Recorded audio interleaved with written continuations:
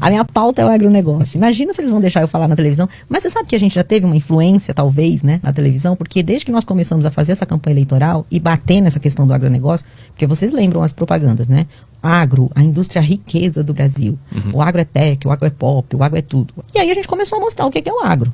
O Brasil carrega o agro nas costas, porque são 348 bilhões de plano safra só esse ano, isenção fiscal, não paga IPTU, não paga ICMS na exportação por conta da Lei Candir, impede, por essa estrutura tributária, que a gente beneficie os produtos internamente, porque vale muito mais a pena exportar in natura. Aí esses dias eu tô assistindo a Rede Globo, e aí o agro é quilombola. O quê? Como é que é? Agora a propaganda do agro na Rede Globo é num quilombo.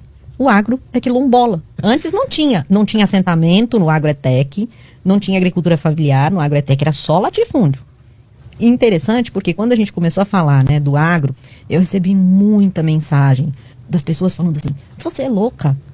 Você come o quê? Aí eu falei assim, não, eu vou comer. Eu vou comer comida de verdade produzida pela agricultura familiar.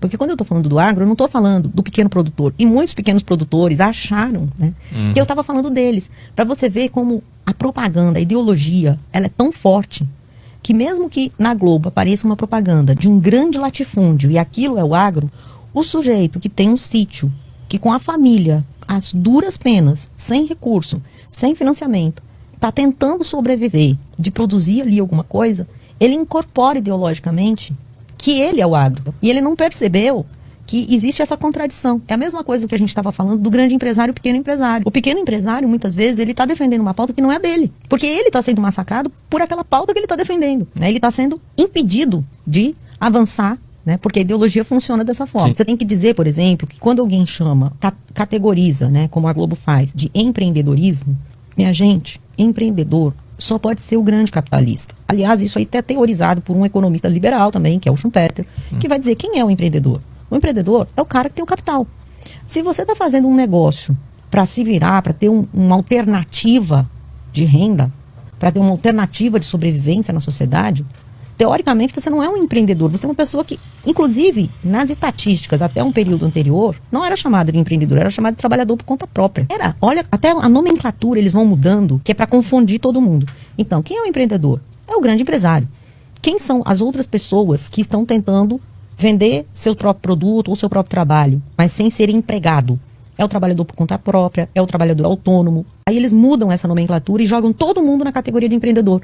Pra quê? Pro pequeno defender o grande. Ele não vai conseguir virar o grande se ele não se colocar na posição que ele realmente é, um trabalhador por conta própria. Ele é um trabalhador autônomo.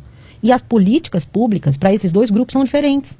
Um trabalhador por conta própria, um trabalhador autônomo, tem que ter política pública, tributária, por exemplo, diferenciada do empreendedor. Mas é sempre uma complicação em termos de terminologia. Eu costumo dizer, a economia, ela é hoje a nova missa em latim. Na Idade Média, a estrutura de poder feudal, ela se baseava na ideia de que os nobres, eles podiam viver do trabalho dos servos e camponeses, porque eles foram escolhidos por Deus. Quem é que determinava isso? A Igreja Católica.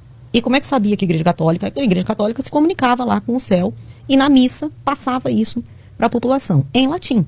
Que ninguém entendia nada. Mas ninguém entendia nada e falava, bom, se eles estão falando, né? Se Deus fala em latim e essa pessoa aí está falando, então deve ser isso. A economia é exatamente isso agora. Ninguém entende nada. Né? Porque todos os dias, quando alguém começa a entender alguma coisa, eles mudam o termo para não entender mesmo. Mas se eles estão falando, eles que estudam tanto, eles que sabem das coisas, deve estar certo, né?